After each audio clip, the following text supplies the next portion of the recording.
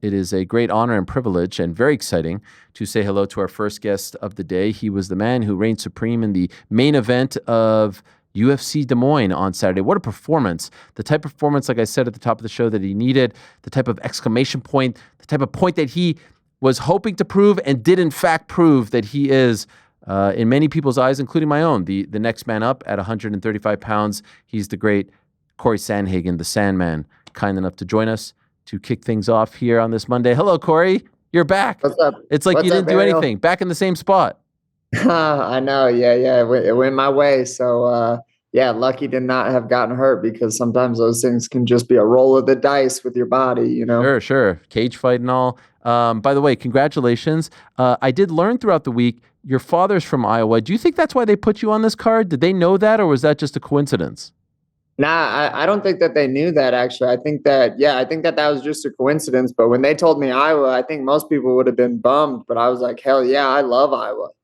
And so I think you mentioned this in the post-fight press conference. Like, you used to do like road trips and stuff. The family would all pack in the car. You have great experiences, great memories. Des Moines or some other part of Iowa? It was a little bit more east of Des Moines. It was in a town called Manchester. It was a really, really small town. My dad's from like farm country. So, but yeah, we used to pack up and make that drive a couple times a year to go see my aunt, my grandma, and then drive back. And yeah, that was like a big part of my childhood, like sitting in the back watching like the little DVD player and then listening to my little CD player. That's why I came out to Ludacris, is because that was like around the same time that I was just a giant Ludacris fan when he was in like Too Fast, Too Furious. And when he like came out with Southern Hospitality and all of his like real good albums and stuff. So yeah, that's why that happened. I love that. You did also reveal that you wanted to walk out to Enter Sandman, but they don't play Metallica. What's going on there?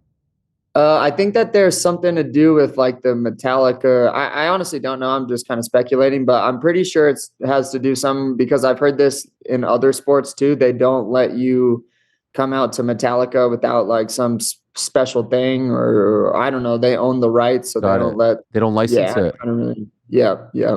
I might be exposing myself here for being a music noob, if you will, but didn't Brock Lesnar used to walk out to that song? Metallica? Was that not Metallica? Say your prayers, say goodnight if you're done. Is that not Metallica? I did. Honestly, I don't know. I was only going to walk out to Metallica because the fans really wanted. I'm not really like a Metallica guy. Okay. And so this was a thing. They were pushing this. Pushing what? Like the fans. I mean, the fans were a little bit, the fans for sure. I feel like that's what I get a lot of comments on and stuff like that, is that.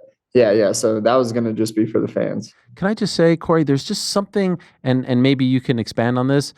Something's different about you, man. Like the comfort that you are exemplifying in your own skin, being yourself with the YouTube channel, with the social media. I know we've talked a little bit about this, but like, this isn't the same guy. And I'm not suggesting that guy that we first met many moons ago was not the real you, but just, people evolve, people grow up, people get comfortable in your skin. It is so much fun to watch you just kind of own all of this and be so happy, content, and comfortable with who you are in front of the world and just showing us these fun sides of you. How did this all happen? Like, we're showing some of it here. Like, it's like, wow, look at this guy. Look at you. Look at the range. Look at the personality. This is so much fun. Where did this all come from? And how did you get so comfortable doing all this? Yeah, so I think it's a couple things. One thing is I stopped reading comments, so I can kind of be a lot more free of being myself. But dude, the second thing I think big time is I have like a quirky sense of humor, dude. It's like it's really dry, and it's like I like to be edgy and inappropriate, and it's kind of sometimes not the world to be really edgy and inappropriate, but the world's kind of coming back a little bit. So I feel like I could be a little bit more funny, or what I consider to be funny. So, but yeah, I mean, it just took me a little bit, dude. I mean, if it were up to me, I would just like train and fight every day. But I also think that it's really cool to try to show the fans a little bit more of a side of me, just because I do want to connect with them and I do want to inspire them. And some of my like favorite athletes growing up, I wanted to know who they were. And so, so I'm just doing all that, man. But I think a big piece of it is I'm not reading comments anymore. And I kind of I'm at the stage where I'm just like, dude, I don't really want to feel like I'm trying to be a thing. I'm gonna just kind of say what I say. And then people can take with it what they want and all of that, you know. Regarding the comments, what was the turning point? Do you remember when you said, I'm done with this? Yeah, it was probably about maybe like 6 or 9 months ago or Oh, something. wow. That's it. Where I kind of just had a moment, man, where I was like, my body was getting really anxious for like no reason, you know, and my mind was good, but I was just like, dude, why can I not turn my brain off? What's going on with me? So I kind of just stopped going on Instagram as much. I definitely stopped reading comments. I I was not using like a lot of like nicotine and like drinking. Like I'm not like a casual drinker, but I would like go out and have a couple drinks like every couple of weeks with friends and stuff. But I was like, I'm just gonna like go cold turkey on literally everything. And then I kind of did. And ever since then, man, I feel like my body and everything's kind of really realigned, and I just feel kind of like more centered and just more free. I don't really know. It's kind of weird, but yeah, I guess about 6 or 9 months Wow. ago, somewhere between then, I kind of just hit a turning point. Did someone urge you to do that, or was that just all you coming up with No, it? it was just like, dude, for just like no reason. I was just getting like anxious, and I was like, what the hell is going on? Like, because I'm not a really anxious guy. So I was like, dude, what is going on here? And then I just was like, oh, all right, well, instead of just living with that, let me just change some shit. And then I did, and it went all the way. Wow. Do you think that this makes you into a better fighter?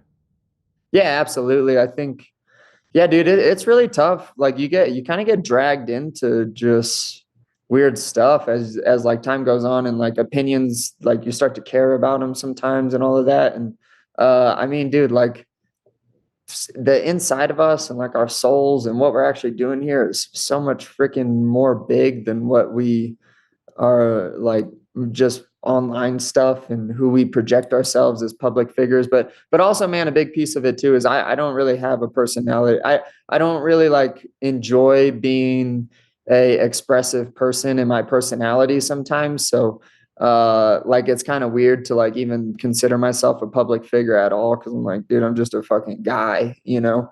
But yeah, so that's just a little bit weird. So I think it's just a personality thing too. Even when you post like a great skit, a great video, something, you don't want to see what the reaction is. You don't want to see how people are receiving this. Nope. Don't Really? care if they like it or if they don't like it. That's what I think is funny. So that's what I'm doing. Wow. Are you sending this to someone to post on your behalf? Like, are you completely out of it? I have a YouTube guy who like shoots all of them, but I write all of them. I think it's fun to write them too. A lot of them we didn't do. But yeah, I like writing all of them. Writing's kind of been like this new thing that I've been really getting into. So yeah, so I've really been enjoying writing them. And I also feel like too, like I'm kind of a creative person. So having like a creative outlet, and not just skits, but just like kind of writing in general, and just being creative, man. So I read this book by Martha Beck, and Martha Beck is really big on, if you're stressed out, just start creating things. And when I heard that, I was like, oh, okay, I'll try that. And now I do that. Anytime I feel stressed, I just start working on some type of creative writing something. And then a lot of my stress goes away. I've heard you refer to yourself as an unathletic blue belt in writing. I don't believe you. I think this is part of your Yeah. charm. This is you being self-deprecating. Uh, no, I think I mean, I don't know. I've been kind of trying pretty hard at it for maybe like 2 years, but I'm definitely really unathletic at it, because they used to take me to a different room to read. So like I'm definitely not good grammar. Like I would like in the first grade, I was like, Ma, why do I gotta go to that room to read? And they were like, don't worry about it, you know, but it's because we were reading easier books in that Right, room. right. But yeah, I definitely don't have a natural talent for it. But I do think that if I'm not going to be self-deprecating, I will say that I do think that I have interesting ideas about the world that I would like to put onto paper. And if I can figure out how to do that in a cool way, I think that people will really like it. If the apex of your fighting career is becoming a UFC champion, what's the apex of your writing aspirations? Like, what would be Uh, the top of the mountain for you? yeah, I'm not there yet. No, I know you're I not don't. there, but what, like, is there Yeah. something that you say, like, I would love to write a movie. I would love to write a book. I would love, like, is there Oh, for something sure, for sure. that you're Yeah, striving yeah. for? Yeah, yeah. Well, I'm currently really trying to write this sci-fi book, but I don't really I don't want to put any pressure on myself or Yeah. anything like that to actually make it like I just want to keep it kind of this thing that keeps me free and fun or whatever. But no, like I've been working on that for about 2 years now, which is quite some time, and I feel like I'm kind of almost done with that. So I think that it'll be really fun to sit through and read that and maybe send it to a couple other people and have them just see what I did too. So. I'm only asking you this because I'm a journalist, capital J journalist, and I just want to know: are you taking mushrooms before your fights, or is that just a skit? What is that? No, no, no, no, no, no. I really like being like I like trolling what people think that they might have like a grasp on what it is that I do. But nah, dude, I'm not really a mushroom guy, a weed guy. I don't do anything fun actually. I'm actually like a I very don't believe boring you. guy. So You can't be. You so yeah. can't not be a fun guy and come up with this. Like, what? Like, look at this production value here. This is top level stuff. I actually made all those with AI. It's way easier than you think, dude. Oh, It's way really? easier. All right. Well, I'm impressed. Also impressed with your performance when you were and we should probably talk about the fight now, I guess. When you were thinking about the fight and you've had a lot of time to think since your last fight. Obviously, you find out about the opponent a couple months ago. Did you think the fight would play out like that against Deiveson? Honestly, yeah, I thought that I was gonna for sure win. I thought that I definitely believed in my skills a lot to beat Figueiredo. I also allowed myself to be a lot more confident than I ever have in the past. That was something that kind of Trevor was one of the first things that he kind of started planting seeds in my head. He wasn't like, "Hey, Cory, you need to start being more confident." It was more of like a, "Hey, man, like, yes, when you say things with confidence." So Trevor kind of has been planting a lot of seeds. Trevor's really good about turning people into champions, like from the inside out. Mm. He's definitely super knowledgeable, but I can definitely that part doesn't really go unnoticed to me. He's really good at that. So I kind of just let myself be a lot more confident in this one. So I did think that I was going to beat him pretty handedly, but also at the same time, I've seen really crappy stuff happen to people in this sport, and fighters lose when they were better than the other person. So I always kind of had an edge of it, but no, I thought that the fight was going to go pretty much exactly how it did. I didn't really think that there would be that much grappling in it, but there was, because Figgy kind of was shooting on me a lot. But yeah, I mean, he was giving me reversals, so what am I going to do? Not take them? So yeah, I mean, I thought that I was going to dominate. I think I said that a lot, and I think I said that I was going to finish him too. Like the entire plan was to finish him and look better against him than Jan did, so that I could call my shot and have it not be Jan, and that's what I did. I love the way you phrased that. You allowed yourself to be more confident, not the typical "I was more confident going into this fight." So does that suggest that you were stopping yourself? You sometimes were confident. Would say like, "Don't be too confident." What does that mean when you say you allow yourself to be more confident? Yeah, I'm kind of humble by nature. Like my parents just big time raised me like that. Like I was not allowed to be arrogant. Like growing up playing sports, I was not allowed to be arrogant. I was really not allowed to like just be really boastful and all of that stuff. So my idea of being humble is not giving myself hardly any credit at all sometimes.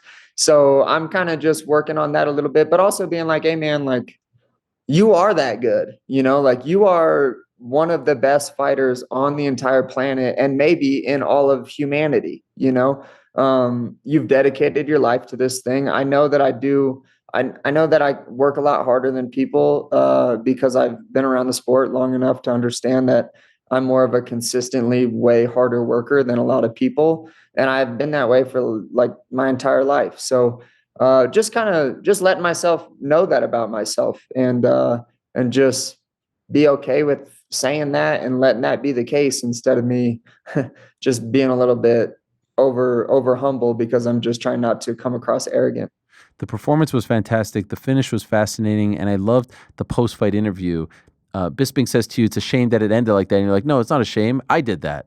That's what I was trying to do. That's Ryan Hall. That's 50-50." Can you explain for those that don't understand what is going on there, how you dictated all of that and how that was not done by accident, that was on purpose? Sure. I just did a breakdown of it on my YouTube. It won't be up for maybe a day and a half or so, but I'll Love go it. more in depth with it on that, but yeah. So there's inside heel hooks and there's outside heel hooks. Outside heel hooks are pretty much ass for MMA, if you ask me. Like you have to be an extreme expert to pull those off against really good guys in MMA. So for the most part, it's not a really good idea in like the top 5, top 10. So Figgy was going for a bunch of outside heel hooks, which just are not going to work on me, especially me coming from 50-50 gym, which it's like leg lock, leg lock, leg lock, leg lock. It's a lot more than leg locks, but it's a lot of leg locks, and you're just not going to beat me there. And then so 50-50 is an inside heel hook position, which attaches us to each other a lot more. And in the exchange where I won and Figgy got hurt, I was in 50-50. I took a crack at his heel, but sweaty, no shirt, no shoes, nothing. Like those are really tough to finish. So the answer to not getting the heel is just to build yourself up. But when you build yourself up, if I keep my body orientation in a powerful shape and you keep yours in a less powerful shape, you're going to the mat or you're going to fight against your body to not win the position, and to hurt yourself. So in most cases, if we were in that spot in training, I would have stopped and I would have said, hey man, like go to your butt or else your knee is going to pop. Mm. But obviously it's a fight. So I was like, and we're powering through this. And when I powered through it, he obviously had to go down. His knee made a really loud, nasty, like pop rip noise. Wow. And obviously I knew that he was hurt from there. It was the same thing that happened to TJ, except I didn't hear the pop against TJ and I wasn't experienced enough in the position to like hold the position all the way to the top. So it was one of those spots where it's like, hey, Figgy, like you can concede to going on bottom or you can fight the position in a really dangerous orientation for your body and probably get your knee popped, which is what happened. And honestly, it's happened to a lot of my training partners too. Throughout the years. And so it's not that it wasn't an accident. You said also in the aftermath that you're willing to be the backup fighter for the June 7th fight. I'm assuming if not necessary, you'd rather not be, right? You'd rather just get the title shot and not have to go through all of that? Or do you really want to go through all of that? Like, the reason I ask is last week we had Ian Gary on the Monday after his win, and he's like, I'm going to Montreal. I'm going to be there. It's all going to work out like X, Y, and Z. What would be your preference? Yeah, I mean, after talking to some people and kind of thinking about it a little bit, I think I try to just be a little bit of a try hard. That's what got me this far in the sport, anyways, is just doing stuff that sucks that other people aren't willing to do. But I also think that I'm in a position now where I think that I've earned it. So, and the backup fighter is really like not a good deal for the backup fighter. It's like you got to prepare for two guys on a whim that you might get it and you might have to take it the day of, so it's a really bad deal that I feel like I have earned the right to maybe not have to do. But at the same time, I will be staying pretty sharp these next couple of weeks in case something does happen or whatever, but I'll definitely be at the show. But I think that I've certainly earned my shot at the title, especially being that Umar just fought for the belt. The only other guy is Jan, and I hate to be a politician and have to like shoot down someone else to put me up a little bit, but Jan has lost to the both of them, and he went 5 rounds with Figgy in a really competitive fight, and I went a round and a half with Figgy in a super uncompetitive one-sided fight that I won. So, and that I finished. So, I think that I'm the next guy, no doubt. What's the sense that you're getting 48 hours later? There's people there. I know your agent Lloyd Pearson is on it as well, but like, do you get the sense that you are next and you're not going to have to go through all of that? It's really hard to say. Honestly, I think it's going to kind of matter what happens in that fight, and then what the fans want after that fight too. I think that I've definitely done everything that I needed to do to put myself in the best situation, but I do think that a lot of people are calling for that fight. I think that if O'Malley wins, I think a lot of people are going to be asking for me and O'Malley. So that's something that I'm certainly anticipating. And I think when it comes down to it, probably after this one is you're going to have, I think that I'm logistically the most deserving, but also I think on paper, like what's going to do better for sales and who's going to get more viewership. Me and O'Malley and me and Marab is going to do way better than the only other guy in the conversation who's Jan. Jan already lost to O'Malley and he already lost to Marab.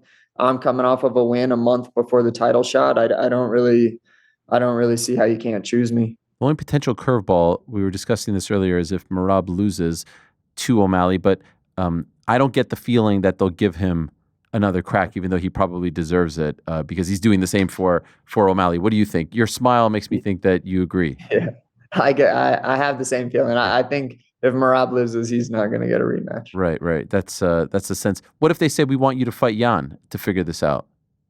Yeah, sure. I mean, I'm not going to commit to that until after the title fight for sure. But I mean, I'm not opposed to fighting Jan. I would love to fight Jan, especially because he likes kind of spreading the narrative that, like, remember what happened, like last time we fought, blah, blah, blah. But it's like, Jan, dude, I took that on 4 weeks notice on your side of the country, in a fight that I like only had a month to get ready for. And he's a really good fighter, so you need more time than that to get ready for the guy. And not to mention that I was winning that fight all the way up until I got hit with like that crazy, spinny, weird shit that he hit me with that I'll never let him hit me with again. So let's not act like that was like a one-sided fight, because I was winning that fight until I got dropped at the end of the third. So if it means fighting Jan again, then for sure. But I mean, the title should be next for me. I saw you guys going back and forth on IG story there, and this is Jan tweeting, "We can find out who deserves it more in July, same place, no more short notice excuse for you, son."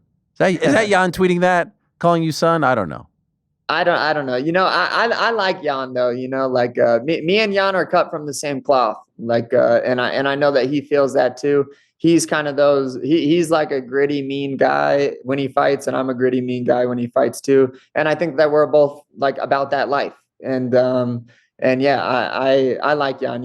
If I was gonna entertain Jan for anything, just to throw out maybe like a teaser or an idea, if I don't get the title shot next, maybe me and Jan for the baddest motherfucker bantamweight belt would be cool. Okay. By the way, I like how you had to qualify gritty mean guy in fights. You didn't want to be known as a gritty mean guy just in life, in fights, but in life you're okay. In the press conference you said something like, it's crazy, I've never fought on pay-per-view, but you fought on payper-view before, right?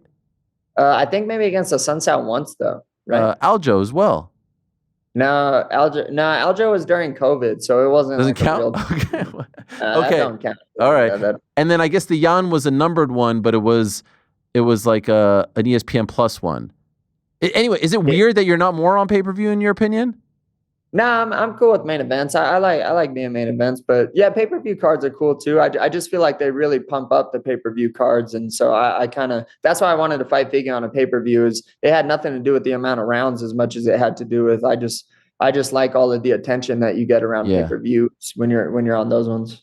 Can I ask, and I feel like you'll have great perspective here, what Bo Nickel is going through? Obviously, your backgrounds are different, but like he is getting it right now. And some you could say self-inflicted. He talked a big game, and that's just a sport. But what is your perspective of everyone piling on him after this loss? Yeah, I got to catch a little bit of it. I don't ever feel bad for guys that make big claims and then get shit on from the internet, because that's the gamble that you're taking, like. But Bo Nickel's still a badass fighter, but I mean that fight just kind of showed that he's still really green, which is okay. Like if I went and started to decide to wrestle competitively, I'd be really green too. The problem is that Bo was talking a lot, and he made some really big claims, and that's karma a little bit. Like you don't get to talk like that and then have things not go that way, and then have some people come out of the woodworks and say some stuff to you. So, I don't like watching people get trashed like that, but I also don't feel too bad for them either. Okay. No, and I completely understand. That's why I said self-inflicted. Do you think he has what it takes to rebound from this?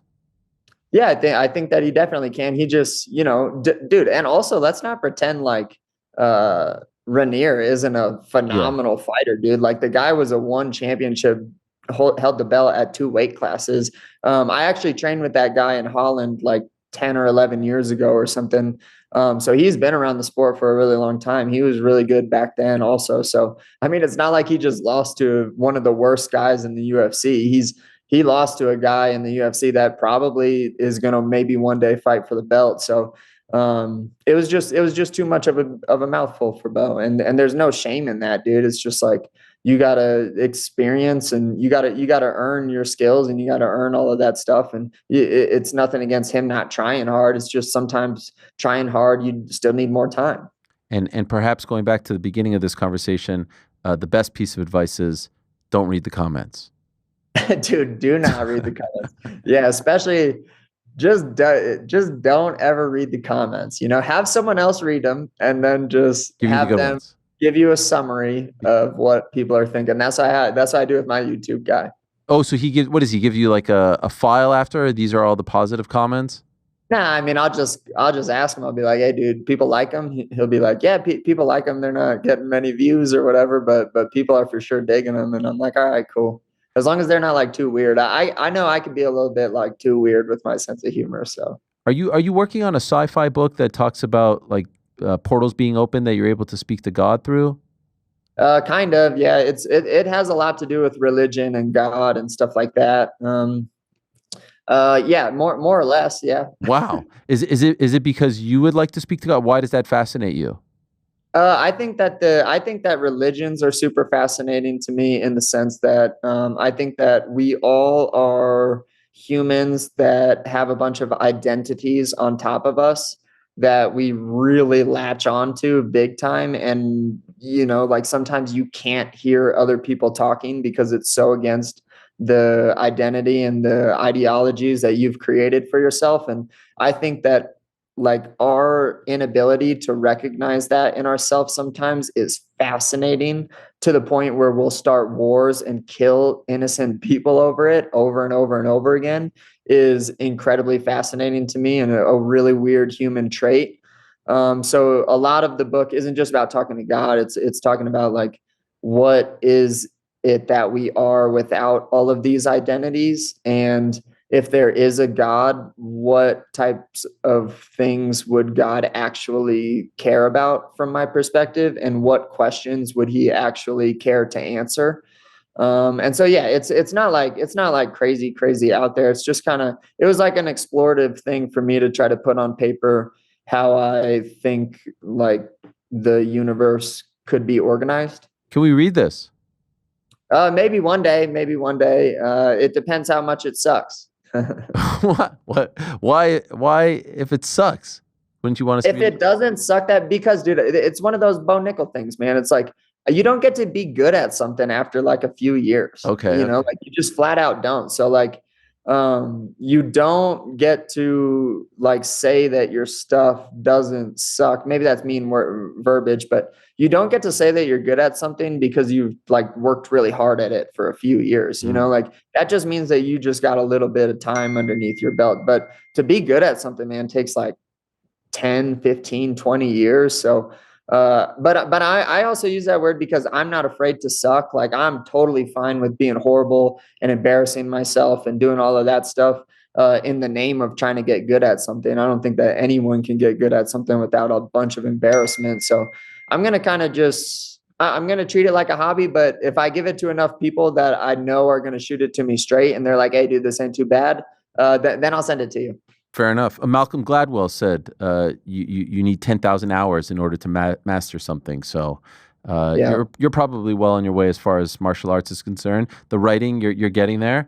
I love it all. I really do. It's so much fun, man. It really is. From the first time we met, you talking about just not liking paper towels, which I still think about because I overuse paper towels. I have to say it's one of my great faults in life. To the character that we see in front of us now and the performances that you're having, it's a lot of fun. I hope you get that title shot, and I hope it happens later this year. Thank you, Cory. Appreciate it as always, and congrats on the win. Heck yeah, man. Thanks, Ariel. I'll catch you next time, man. Yes, sir. Can't wait. Always a pleasure. Love talking to Cory. And check out his merch page, too. CorySandhagen.com. He's doing some great things over there. It really is. It's GC approved. GC has said that it's some of the best merch in the game. We've talked to him about this as well. Like the stuff. That tan hoodie is fire. The hats, too. I think he does it all independently as well. I think his mom helps him, too. He's told us in the How past. could you not want to support a family business? Have you copped any of Good it? shit. No, but actually, you know what? I think I might order some right now. I think it might be I mean, it's a great interview, a great win on Saturday. We actually saw him in the airport yesterday. Did you say hi? Didn't want to bother him. It was very early, and Did he have the hoodie up, the headphones? Hoodie up, no headphones on. I don't want to reveal anything, but me and Rick were in the TSA pre-check line. He was? He was the other one. So it was like I didn't want to like have to yell across. Yeah. Like, yo, Cory, big one last night. Big one last night. That's you know, I don't want to. What is crazy though? We were there at like 7:15 in the morning. Like the flight's booked. I Like, know, what if right? you lose? What if you have to go to the hospital? It's like in and out to the game, man. In and out. Tied now for 5th most finishes in UFC bantamweight history. That's 6. That was his 6th. And obviously currently ranked 4th, but he might move up and could very well be fighting for a belt next. Thanks for watching this video. Before you go, if you haven't already, hit that subscribe button for us. Also, give us a thumbs up, leave a nice comment. These things go a long way. And while you're here, do check out the rest of the channel. We've got live shows and full interviews, clips, and a whole lot more. We're doing big things here, and we appreciate your support very much.